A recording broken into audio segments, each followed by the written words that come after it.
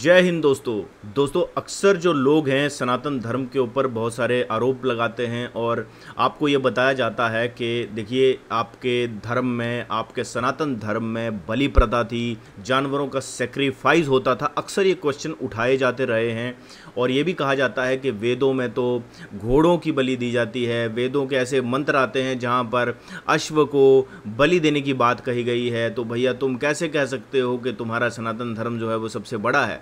और बहुत सारी बातें दोस्तों की जाती हैं। एक डार्क रियलिटी ऑफ हिंदुइज़्म है और इसमें ह्यूमन सेक्रीफाइस एनिमल्स, क्या इंसान जो है वो ह्यूमन जो है वो एनिमल्स का सेक्रीफाइस करना जायज़ है या करते हैं, या क्या कभी ऐसी कोई वो रही है कि जानवरों को धर्म के नाम पर और वेदों के मंत्रों के नाम पर क्या मारा जाता है। बहुत सारे आपके मन में भी सवाल होंगे और ये जो वीडियो है वो मैं आपके लिए लेके आया हूँ सनातन रिवील यूट्यूब चैनल से।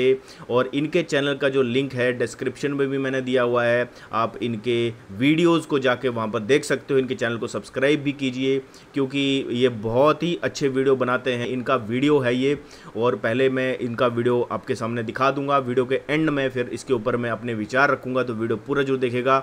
और अगर दोस्तों चैनल को सब्सक्राइब नहीं करा है तो चैनल को सब्सक्राइब जरूर कर लीजिए। तो आए दिन सोशल मीडिया किसी न किसी रूप में हिंदुओं तक एक तीखा दंश पहुंचा देता है कि ये अहिंसा की बात करने वाले पशु प्रेमी हिंदू खुद यज्ञों में एनिमल सेक्रीफाइस करते हैं। जाकिर नायक जैसे अप्रतिम बीप और प्रोपेगेंडाधारी कधीस महाभारत में अश्वमेध जैसे यज्ञों में हॉर्स सेक्रीफाइस ढूंढते रहते हैं। पर सत्य क्या है? वॉच टिल एंड, क्योंकि अंत तक आपको कई ऐसी बातें पता चलेंगी जिससे 90% हिंदू अपरिचित ही रह जाते हैं। वैसे तो मैं पहले भी 2 वीडियोस में मनुस्मृति और वेदों के द्वारा बता चुका हूँ कि मनुस्मृति और वेद मांसाहार को कितना निकृष्ट बताते हैं, पर this video will focus on Ashwamedh and you will know many new details here. Chapter 1, when Mahabharat destroys लिब्रांडूज। पशु बलि और अश्वमेध के विषय में सबसे अधिक रोना महाभारत को लेकर होता है, पर महाभारत तो कुछ और ही कहती दिखाई पड़ती है। हालांकि महाभारत के समय कई वैदिक सिद्धांत कुछ धूमिल होने लगे थे, तब भी महाभारत में श्रेष्ठ लोग समय समय पर यथार्थ बताते दिखते हैं। महाभारत अश्वमेधिक पर्व के मोक्षधाम पर्व के अध्याय 94 में कुछ विशेष संवाद है। वैशंपायन यहाँ यज्ञ की प्रधान विधि और फल का यथार्थ वर्णन करते हैं और कहते हैं, एक समय एक यज्ञ में सेक्रीफाइस हेतु कुछ पशु पकड़े गए और तब आता है ये कथन। उन पशुओं को दीन भाव युक्त देखकर वे तपोवन ऋषि कृपा पूर्वक इंद्र के समीप जाकर बोले, यज्ञ की यह विधि शुभ नहीं है। पशुओं से यज्ञ करना विधिवत नहीं है। हिंसा से यज्ञ धर्म युक्त नहीं रहता। ऋत्विज गण वेदों के अनुसार ही यज्ञ करें, भले ही 3 वर्ष पुराने बीजों के सहारे यज्ञ करिए, यही महान धर्म है। और यही एक कथन और है, दान, सब प्राणियों के विषय में दया, ब्रह्मचर्य, सत्य, करुणा, धृति, क्षमा, ये सब सनातन धर्म के सनातन मूल हैं। तो डियर लिब्रांडुओं, अब फड़फड़ाओ। अरे तो एक प्रसंग से क्या हो गया, हम न मानेंगे। उस समय हॉर्स सेक्रीफाइस और एनिमल सेक्रीफाइस होता था। महाभारत में तो होता ही था। मुझे पता है तुम न मानोगे, मोटी बुद्धि है ना तुम्हारी। तो अब और सुनो। महाभारत शांति पर्व अध्याय 255। यहाँ एक वैश्य तुलाधार जाजली मुनि को उपदेश देता है। कहता है कि वित्त परायण लोभी और नास्तिक लोगों ने वेद वाक्यों को ना जान के सत्य की भांति भासमान मिथ्या यज्ञों का प्रचार किया है। वेद पाठ और औषध स्वरूप घी और अन्न, इन सब से शास्त्रों के कथन अनुसार पूजा होती है। वैश्य कहता है, हे ब्राह्मण, योग सिद्ध पुरुष अन्न व औषधियों से यज्ञ करते हैं। जिन लोगों का चित्त शुद्ध नहीं है वे ही पशु हिंसा करते हैं और कभी योग्य यज्ञ नहीं कर सकते। जो अहिंसामय धर्माचरण करता है वह धर्मानुष्ठान करता है, वह शुभ लोकों को पाता है। शांति पर्व अध्याय 257 के इन वाक्यों पर दृष्टि डालिए। जिनकी धार्मिक मर्यादा विचलित है, जो विमूढ़ है, ऐसे संशय युक्त चित्त वाले नास्तिक पुरुषों ने यज्ञादि के जरिए बढ़ाई पाने की अभिलाषा करते हुए पशु हिंसा की प्रशंसा की है। यज्ञ करने वाले मनुष्य कभी वृथा मांस भक्षण नहीं करते। मांस, मधु, मद्य, मछली, आसव इत्यादि का भक्षण करना धूर्तों के द्वारा प्रवर्तित हुआ है। ये वेद के बीच वर्णित नहीं है। लेकिन सर महाभारत में तो अश्वमेध यज्ञ में हॉर्स सैक्रिफाइस होता था ना, तो तू इधर उधर की बातें क्यों करता है? चिंता मत कर गधीस्ट, इस वीडियो के अंत तक तेरा मुंह सदा के लिए बंद हो जाएगा, क्योंकि अंत तक महाभारत ही तेरा मुंह बंद कर देगी। लेकिन अभी कुछ अन्य ग्रंथ क्या कहते हैं वो देख लेते हैं। चैप्टर 2 पंच महायज्ञ। मनुस्मृति के अनुसार भी महर्षियों ने पंच यज्ञों का विधान किया है। अध्याय 3 अध्यापनम ब्रह्म यज्ञ है, पितृयज्ञस्तु तर्पणम, होमो दैवो बलिभवन्तो, नृयज्ञो अतिथि पूजनम। वेद शास्त्रों का पढ़ना पढ़ाना, संध्योपासना करना, ब्रह्म यज्ञ, माता पिता की सेवा, पितृयज्ञ, सुबह शाम हवन, देव यज्ञ। अब ध्यान से सुनना, कीटों, पक्षियों, कुत्तों और कुष्ठ रोगी व्यक्तियों को भोजन का बचा भाग देना अर्थात उस भोजन का बलिदान करना भूत यज्ञ या बलि वैश्वदेव यज्ञ तथा अतिथियों को भोजन व सत्कार देना नृयज्ञ कहलाता है। Well brother, Manusmriti chapter 5 verse 40।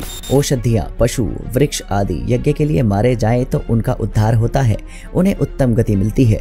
अब इस पर क्या बोलोगे?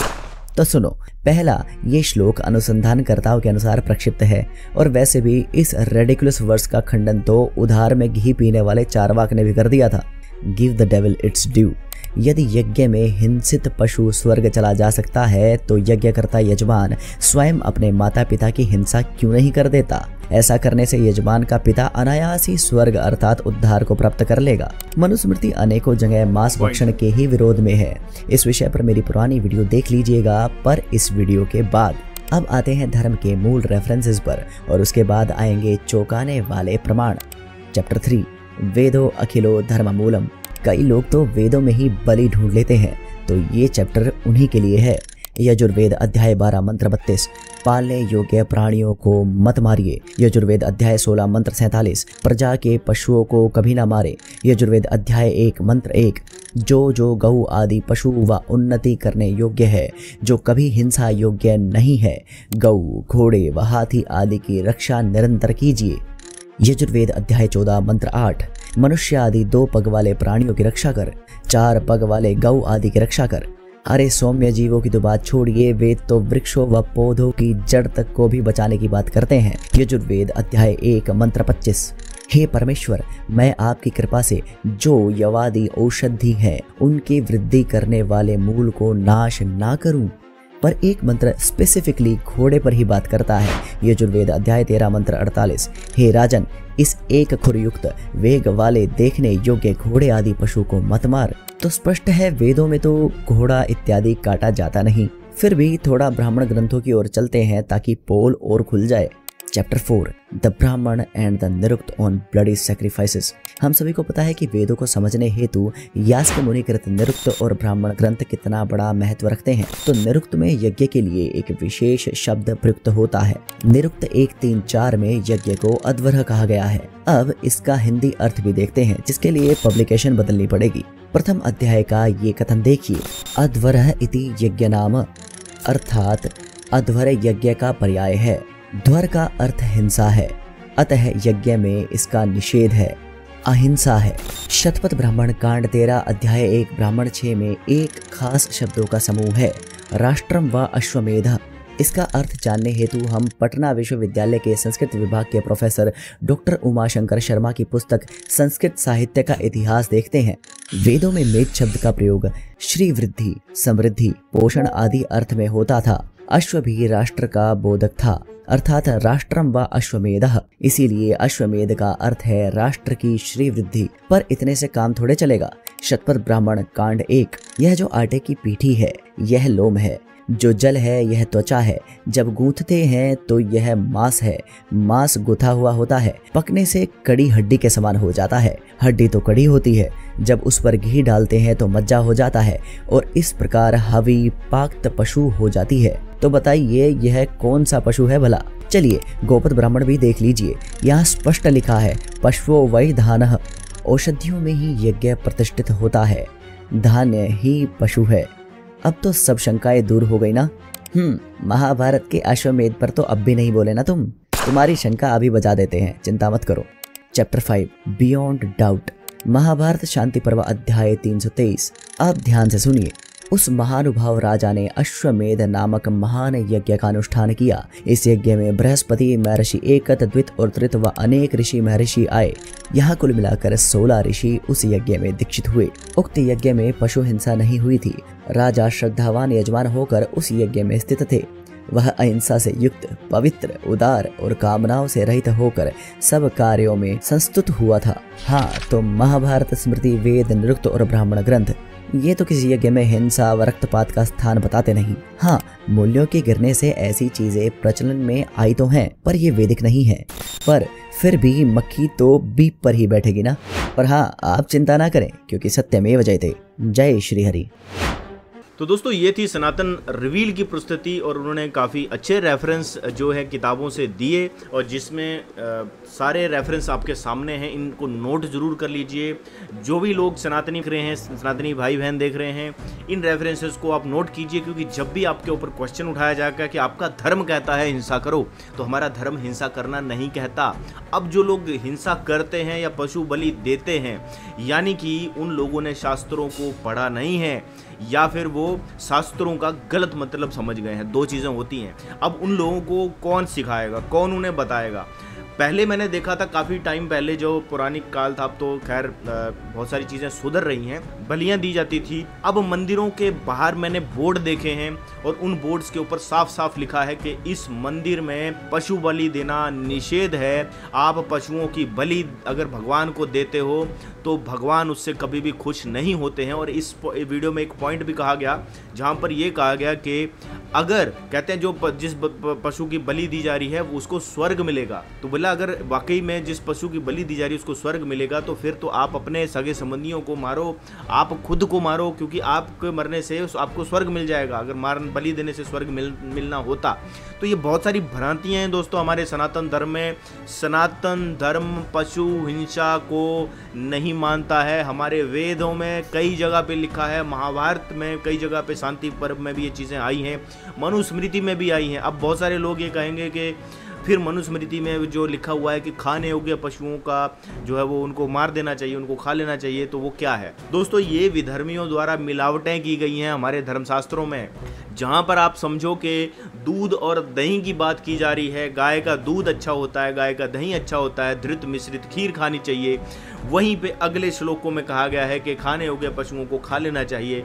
तो ऐसी चीज़ें कौन लिख सकता है? ये वही लोग लिख सकते हैं जो सनातन धर्म की जो इतनी आभा है, जो उसमें जो धृति क्षमा दमो रस्ते शोचम इंद्रिय निर्गृहम धी विद्या सत्यम क्रोधो दशकम धर्म लक्षणम, जो इस चीज़ को जो है वो अपोजिट साइड में करना चाहते हैं और ये बताना चाहते हैं कि आपका धर्म सही नहीं है, हमारा मजहब सही है और तुम हमारे मजहब को अपना लो। या फिर ये बौद्धों का भी काम है, क्योंकि इन्होंने भी बहुत से कालखंड में हमारे सनातन धर्म को दूषित किया है, बदनाम किया है। और ये चीज़ें अशोक के काल से होती आई हैं और आपको बहुत सारी कहानियाँ सुनाई जाती हैं, जिसमें भरतरथ नाम का एक राजा था, वो बुद्ध बन गया था, तो यूनानियों की सेना को उसने अंदर आने के लिए उसके ही जो बुद्ध थे, जो बौद्ध थे, उन्होंने उनकी हेल्प की थी और यूनानी बौद्ध भिक्षुओं के भेष में हमारे देश की सीमा में घुस आए थे और भरतरथ ने आक्रमण करने से मना कर दिया था। अहिंसा परमो धर्मा की नीति वो अपना रहा था, बुद्धम शरणम गच्छामि की नीति वो अपना रहा था और हमारे देश के ऊपर हमला हो गया था। ऐसे में पुष्यमित्र शुंग जैसे लोग जब राजा का विरोध करते हैं तो ये कहते हैं जी पुष्यमित्र शुंग तो ब्राह्मण था, पुष्यमित्र शुंग तो जो है वो उसने हमारे जो बौद्ध थे भरतरथ उसको मार दिया था, कत्ल कर दिया था। तो ऐसी चीज़ें आपको सुनने और देखने को मिलती हैं दोस्तों। लेकिन मैं आपको एक चीज़ बताऊं कि देश की सुरक्षा से बड़ी कोई चीज़ नहीं होती। अगर ये देशों की सीमाएं हमने नहीं बनाई हैं, ये सीमाएं बनी हैं और ये भी इतिहास गवाह है कि एक देश दूसरे देश के ऊपर आक्रमण करता रहा है और उस आक्रमण को रोकने के लिए आपको हथियार उठाना चाहिए। गांधी नीति यहाँ पर काम नहीं आती है दोस्तों कि एक गाल पर कोई थप्पड़ मारे तो दूसरा गाल आगे कर दो। तो ये गांधी नीति की तरफ भी चलते हैं और फिर हमारे ही कुछ लोग जो हैं वो पशु बलि करते हैं, आज भी करते होंगे दोस्तों, लेकिन वो शास्त्र सम्मत नहीं है। आप इस चीज़ को समझिए, या तो फिर आप उन लोगों को समझाइए जो लोग भी ऐसा करते हैं। इसकी रिस्पॉन्सिबिलिटी जो है वो हम लोगों की है कि हमारे ना वेद पशु हिंसा की अनुमति देते हैं, ना ही हमारे धर्मशास्त्र दूसरे मनुस्मृति या महाभारत जैसे जो इतिहास ग्रंथ हैं वो भी इसकी अनुमति नहीं देते हैं। तो ये कहाँ से चीज़ें आ रही हैं समाज में, और कहाँ से वो चीज़ें जिसको मांस भक्षण करना है, यानी कि वो पेट की भूख को मिटाना चाहता है, वो पेट की भूख को मिटाने के लिए गलत चीज़ों का वो करेगा। और ये भी मैक्स मुलर की आप ट्रांसलेशन देख लीजिए, उसमें भी आपको यही मिलेगा। मैं आपको एक चीज़ बताऊँ, कुछ टाइम पहले जब मैं नया था सनातन धर्म का रिसर्च करने में, मैं नया था, पता तो था, बचपन से हम वो सारे रिचुअल्स अपना रहे थे। आप देखो बचपन से जब भी हमारे पूजा पाठ होते हैं, हवन यज्ञ होते हैं, वहाँ पर पशुओं की आहुति नहीं दी जाती है, बल्कि चमड़े की चीज़ भी हम पास में नहीं आने देते हैं। मंदिरों में जब आप जाते हो तो आपकी बेल्ट तक उतार दी जाती है। ये मैंने खुद चीज़ें ऑब्जर्व की। शुरू में लगता था पता नहीं क्यों ये कर रहे हैं, भाई बेल्ट आप बाहर खोल लो, जूते आप चमड़े के बाहर खोलो, मंदिर के बिल्कुल अंदर जाना है तो आपको ये चीज़ें नहीं ले जानी है। तो मुझे समझ में नहीं आती थी। बाद में पता चला कि हमारे जो मंदिर हैं वहाँ पर इन चीज़ों का ले जाना निषेध है, क्योंकि चमड़े जो है वो पशु हिंसा के बिना चमड़ा नहीं बनता है। वो अलग बात है, मरे हुए पशुओं का भी चमड़ा लेदर बनता है, लेकिन मंदिरों में ये चीज़ अशुद्ध मानी जाती है। शराब पीकर लोग मंदिरों में घुस जाते हैं, लेकिन उसको भी प्रोपोगेंडिस्ट ये कह देते हैं कि देखो तुम तो मंदिरों में शूद्रों का जो है प्रवेश वर्जित कर देते हो। शूद्रों का प्रवेश मंदिर में वर्जित नहीं है, मंदिर में उन लोगों का प्रवेश वर्जित है जो मांस खाते हैं, मांस भक्षण करके आते हैं, शराब पीते हैं, शराब पीकर मंदिर में घुसते हैं, उन लोगों को मंदिर में नहीं आने दिया जाता। चमड़े की चीज़ें जो ले जाते हैं उनको मंदिर में नहीं आने दिया जाता। तो यहाँ से भी बहुत सारी चीज़ें साफ होती गई, क्योंकि मैंने जो देखा था वही चीज़ें मैं जब लोग आरोप लगा रहे थे तो मैंने कहा ऐसा तो नहीं है।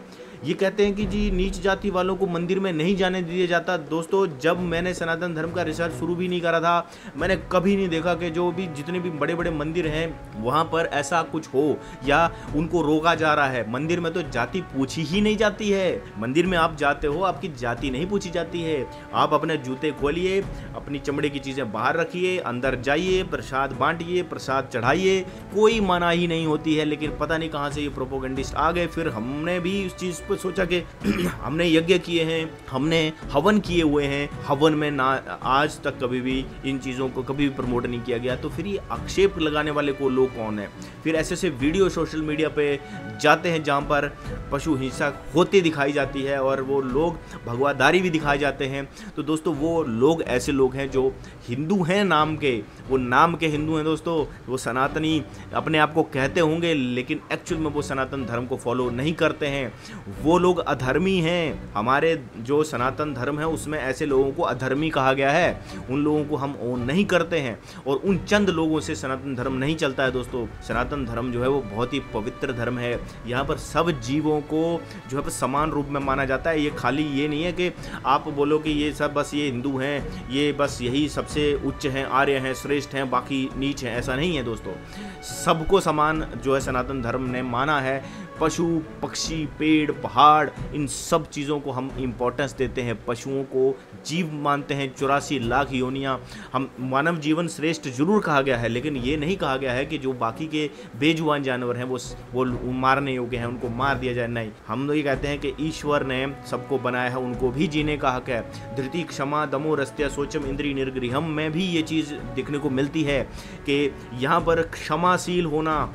जानवरों को देखकर आपके मन में अगर दया भाव नहीं आ रहा है, यानी कि आप जो है वो अधर्म कर रहे हो, आप किसी भी मजहब पंथ संप्रदाय में हो, लेकिन अगर किसी जानवर को आप मार दे रहे हो। अब बीच में ये चीज़ आ गई कि भी हलाल और वो झटका और वो सब चीज़ें आती हैं, तो वो लोग भी अधर्मी हैं दोस्तों। किसी को बुरा लगे तो लगे भैया, लेकिन हम तो वही चीज़ बोलेंगे जो सही है। आप कह रहे हैं जानवर को हम सफ़र नहीं होने देना चाहते, हम उसे ऐसे झटके में काट देंगे 1 सेकंड में ताकि उसे दर्द ना हो। अरे भाई वो भी जीना चाहता था, आप उसकी जीने की इच्छा की कैसे इग्नोर कर सकते हो कि यार उस जानवर को, उस जीव को भी जीने की एक इच्छा थी, आपने उसकी वो इच्छा एक झटके में ख़त्म कर दी। ये बात सही है कि उसको दर्द नहीं हुआ, लेकिन क्या वो जीना नहीं चाहता था? अगर उसे पता होता कि आप उसको काटने वाले हो, मारने वाले हो, तो क्या वो कटने देता खुद को? पेड़ों की बात आती है दोस्तों, पेड़ जो है ना, पेड़ों की डाली को अगर आप काट दो तो दूसरी तरफ से डाली उगाती है, उसका हो जाता है। और पेड़ों में नर्वस सिस्टम नहीं होता, ना ही रक्त मज्जा होता है, चेतना नहीं होती। ये जड़ पदार्थ हैं, जो पेड़ हैं वो जड़ पदार्थ हैं, जो जीव हैं वो चेतन पदार्थ हैं, चेतन हैं। हम लोग चेतना वाले हैं। जैसे एक बकरा है, एक भैंस है, एक घोड़ा है, एक गाय है, ये चेतना वाले चीज़ें हैं।